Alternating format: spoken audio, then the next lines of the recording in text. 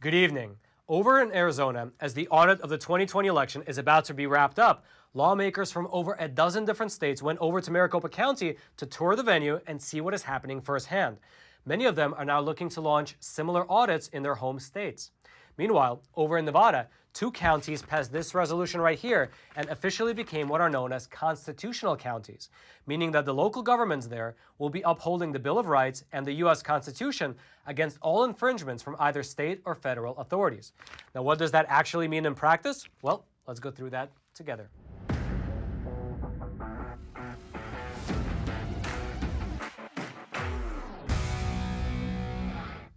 This is your daily Facts Matter update, and I'm your host, Roman from the Epoch Times. Now let's begin today's discussion over in Arizona. As you likely already know, the large-scale audit of the 2020 election over in Maricopa County has been officially underway for over a month and a half now. As a part of that audit, the Arizona State Senate is doing a hand recount of 2.1 million ballots. They're looking for any possible IT breaches that might have occurred, and they're also examining close to 400 election tabulation machines which were used during the contest. Now, as of 5 days ago, the official Twitter account for the Maricopa County audit, it announced that 80% of the ballots have now been recounted. Here's specifically what that Twitter post said. Audit update. 80% of the ballots are now counted. Voter integrity is a priority in America, and we are proud that Arizona is leading the way. The audit continues. Now, just for your reference, by the way, when you actually do the math, if they are 80% done with the ballots, that means that approximately 1.7 million ballots have now been recounted, which leaves about 400,000 ballots that they still need to go through. And that tweet, by the way, was from 5 days ago, and so by now, they might even be closer to 90% done. Now, Ken Bennett, who is the audit liaison, he further added that the audit teams are now shifting their resources to ballot evaluation work, which he said includes anything to do with the authenticity of the ballot. Are there folds in the 1.9 million ballots that came in and out by mail? Are alignment marks on the front and the backs of the ballots aligning as authentic ballots should? Is there a depression in the oval where a human handheld device would have filled in that oval as opposed to an inkjet printer or a Xerox machine or whatever you might think? Furthermore, he also added that the ballot evaluation work will likely take up most of the rest of the month. And for your reference, they have until June 30th to complete the audit. That's when their contract with the venue, that's when it expires. Now, besides what is happening with the audit itself, there has been another interesting phenomena that's worth noting. And that is lawmakers from other states from across the entire country have gone over to Arizona in order to see the audit for themselves, to see how it's being conducted, to speak with the audit team, as well as to meet with the Arizona State Senate. And when I say lawmakers from across the country, I mean it. Because over the last 2 weeks, either delegations or individual lawmakers have come from places like Pennsylvania, Georgia, Alaska, Nevada, Colorado, Oklahoma, Utah, Virginia, among several other states. According to Ken Bennett, he described it this way. It is just a revolving door. Now, the lawmakers who came to visit the audit, they were shown how the workers are counting the nearly 2.1 million ballots. They were shown how the workers are evaluating the physical paper for abnormalities. Like, for instance, if it's a mail-in ballot, it should have a fold on it. And if it doesn't have a crease, that means that's an abnormality. They were also shown the audit procedures, like how the ballots are being examined, as well as the chain of custody processes.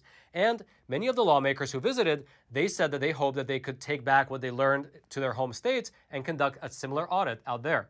For instance, here's what one lawmaker from Utah told One American News. I would love to see an audit conducted in Utah, especially Salt Lake County, that mirrors this audit right here.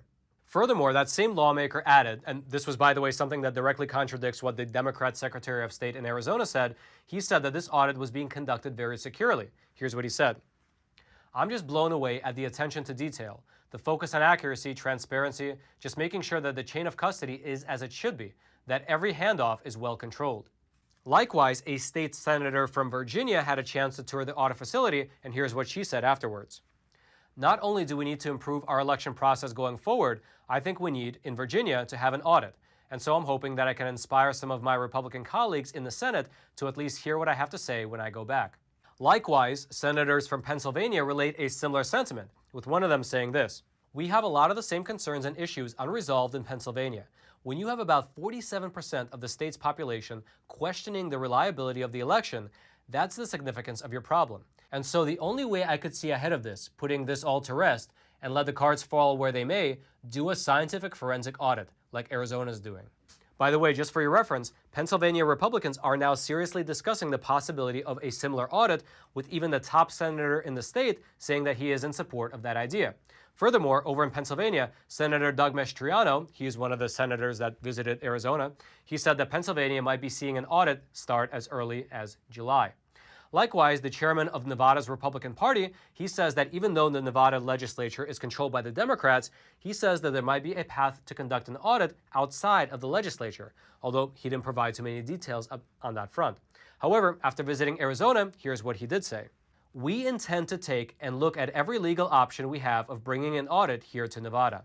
Likewise, a representative from Alaska who visited the Arizona audit said this. I am grateful for the efforts that those in Arizona are making to increase confidence in their elections and hope we will be able to increase the confidence that Alaskans have in our elections as well.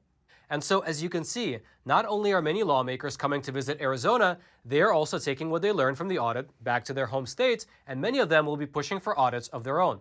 There are also plans for lawmakers from Wisconsin, Michigan, as well as several other states to visit Arizona before the audit concludes at the end of this month.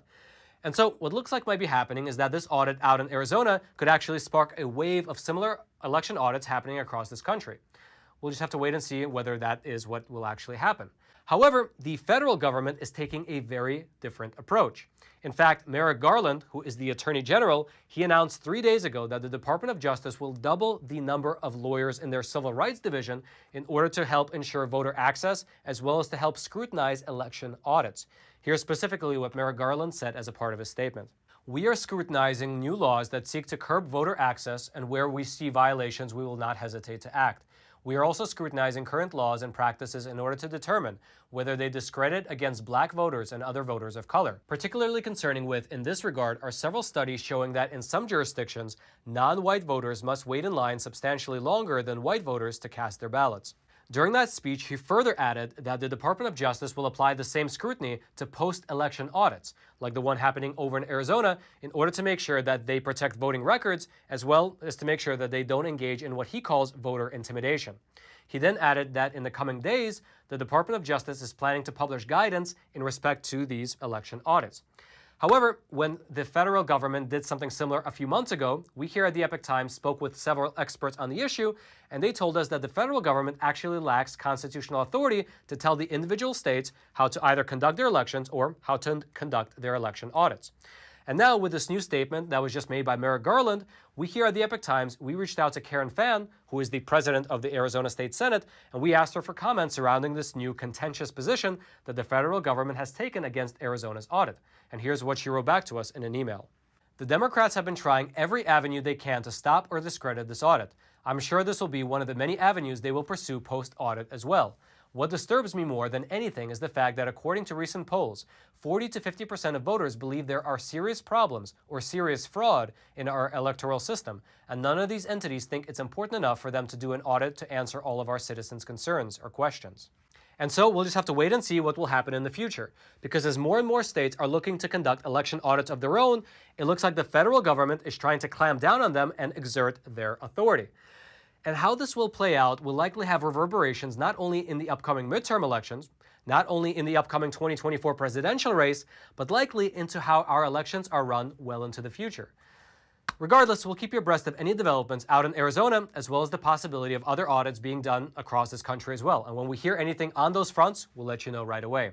And as always, if you'd like to watch the audit out in Arizona for yourself, you can do so over at azaudit.org, which is the website that was set up by the Arizona State Senate, which allows you to watch the audit in real time from 9 different camera angles. The link to azaudit.org, as well as all the other aspects to the story that we've discussed, will all be in the description box below this video for you to check out. And now lastly, here's what a representative from the Epoch Times said. I hope that everyone watching this video takes a quick moment to smash that like button, which forces the YouTube algorithm to share this video out to potentially thousands of more people, letting the facts be known far and wide. And now, before we discuss the 2 counties over in Nevada which declared themselves as being constitutional counties, I want to show you something very cool. It is the trailer for our exclusive Epoch TV episode that we premiered over the weekend. Take a look. The November election, which took place over in Fulton County, Georgia, is under the microscope right now. Sworn affidavits from poll workers were so compelling that they convinced a judge to unseal 147,000 absentee ballots in order to investigate them for possible fraud. However, At the very last minute, literally one day before it was scheduled to begin, county officials filed motions to dismiss and indefinitely postponed the investigation. But that was just the tip of the iceberg, because 2 days later, a security alarm went off in the building where the physical ballots were being stored.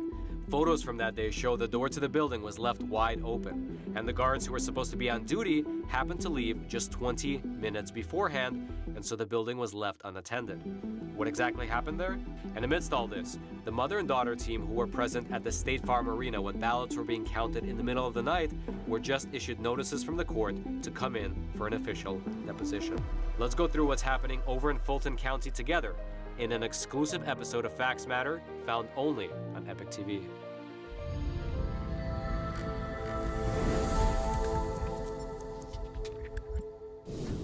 If you want to check out that exclusive episode, the link to Epoch TV will be right there at the top of the description box. Hope you click on it. Hope you subscribe to Epoch TV. Check out that episode. And now let's move on over to Nevada. 2 counties over in Nevada made the decision to go constitutional. Now, what does that exactly mean? Well, it means that they passed this resolution right here, which, among several other things, declares that any conduct which is contrary to the Bill of Rights, the Declaration of Independence, or the U.S. Constitution will be dealt with as criminal activity. This resolution, by the way, was passed unanimously in Elko County, and then later it was passed in Lander County as well. Both of those are rural counties over in Nevada. And so, according to this resolution, it essentially says that the local governments of these 2 counties, which includes their commissioners as well as their sheriffs, will stand against any unconstitutional acts by both state and federal authorities. Now, in terms of what constitutional rights they are referring to specifically, well, let's read through it together. It says, "The people of these United States are and have a right to be free and independent, and these rights are derived from the law of nature and nature's God. As such, they must be free from infringements on the right to keep and bear arms, unreasonable searches and seizures, capricious detainments, and every other natural right, whether enumerated or not, pursuant to the 9th Amendment." They further went on to essentially bring their county back to first principles and say that they deny any governmental structure which supersedes either the Bill of Rights or the U.S. Constitution. Here's specifically what this resolution says. "We maintain that no agency established by the U.S. Congress can develop its own policies or regulations which supersede the Bill of Rights or the Constitution, nor does the executive branch have the power to make law, overturn law, or set aside law." They then go on to list 10 abuses that will no longer be tolerated in these counties. At the top of the list are orders infringing on the rights to freedom of speech, freedom of religion, freedom of assembly, and other liberties that are guaranteed under the First Amendment. And then as you go down the list, other acts that will no longer be tolerated include efforts to register firearms, gun confiscation, violations of either privacy or property rights without a warrant, detainment or arrest without following constitutional procedures, and so on. And then, at the very end of the resolution, these 2 county governments became the first in the nation to officially join an organization called the Constitutional Sheriffs and Peace Officers Association. This is a national organization that's made up of sheriffs as well as other law enforcement officials who are dedicated to upholding their oaths as well as to upholding the U.S. Constitution. Now, across America, there are many sheriffs as well as police officers who are members of this group. But before this resolution was passed, never before had a county government requested to join. These 2 counties in Nevada were in fact the first. Now, this group was actually created by a former sheriff named Richard Mack, and I actually had a chance to sit down and interview him late last year while I was reporting from Arizona during the time of the previous election. And during that interview, he told me that he had been traveling across this country for many years now, educating both local sheriffs as well as local communities on what he says is their duty to protect the constitutionally guaranteed liberties of their constituents from being undermined by federal and state governments. And so we here at the Epoch Times reached out to get a comment from him about these 2 counties right here in Nevada passing this resolution, and here's what he told us. "The people of these counties and their elected officials have had it up to here with unconstitutional dictates and mandates. The leadership of Elko County is an example to all of Nevada and the entire country that tyranny will no longer be acceptable."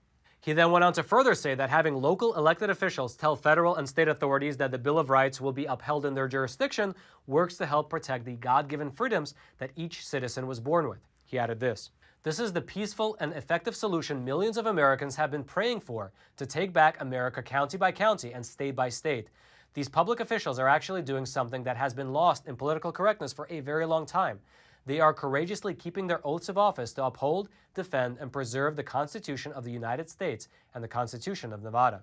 Now, we here at the Epoch Times, we also reached out to the county commissioner, the one who initially proposed this resolution here in this county, and he not only got back to us with a statement, but he is also calling on counties across America to take similar actions in defense of the U.S. Constitution. Here's what he told us. We need a majority of counties in all the freedom-loving states to join. He then went on to say that right now, the swamp controls our federal government and our nation is in decline. The only way to take back our country is county by county, sheriff by sheriff. My advice to other Americans is that they had better wake up and fight back, or we will lose our wonderful country. We are slipping quickly from the republic of our founding into a dictatorship. Now, the big question is whether this will stop here or if other counties will join in as well. According to Sheriff Richard Mack, as the news of this option spreads and as citizens across America get involved, he told us that these two counties are likely just the beginning. And likewise, we spoke with the operations director over at the Constitutional Sheriffs Association, and he told us here at the Epoch Times that he is already in talks with elected officials from other counties as well. And so we'll just have to wait and see if this trend catches on and if more counties across this country become constitutional counties. Now, we here at the Epoch Times, we also reached out to Stephen Sisolak, who is the governor of Nevada. He's a Democrat. However, he did not get back to us. Regardless, if you would like to read more about these two counties in Nevada that decided to go constitutional, or if you would like to read this full 2-page resolution right here, it's pretty good. I would highly recommend it. The link to it will be in the description box below this video for you to check out. And now lastly, as we've already discussed in several previous episodes, on the very same day that Joe Biden was sworn into office, coincidentally, YouTube made the unilateral decision to demonetize our program. We can now no longer run any ads before, during, or after our episodes, and the Super Chat feature has just been disabled, and that is, by the way, aside from any kind of censorship or throttling that YouTube already employs against our channel. Regardless, we here at the Epoch Times, we decided to take action, and we made something very cool. It's called Epoch TV. It's our brand new no-censorship video platform where you can find all of the awesome Epoch Times video programs, like The Larry Elder Show, American Thought Leaders, Crossroads with Joshua Phillip, China in Focus, Life and Times, and our show Facts Matter. And on there you will find exclusive episodes that you will not find here on YouTube, such as that episode that you already watched the trailer for about what's happening over in Fulton County, Georgia. The link to Epoch TV will be right there at the top of the description box. I hope you click on it, I hope you subscribe, and I hope that you join us on this journey of, in an uncensored manner, exploring this beautiful world through honest journalism based in truth and tradition. And now lastly, if you haven't already, subscribe to this YouTube channel in order to get honest news content delivered directly into your YouTube feed while you still can. Smash that like button so that other people can view this video as well, so the YouTube algorithm shares it out to them. Check me out on Instagram at Epoch Times Roman. If you have an account there, you can check out some behind-the-scenes stuff, as well as I post my research as I'm doing it on there. You can check that out. And lastly, until next time, I'm your host, Roman from the Epoch Times. Stay informed and stay free.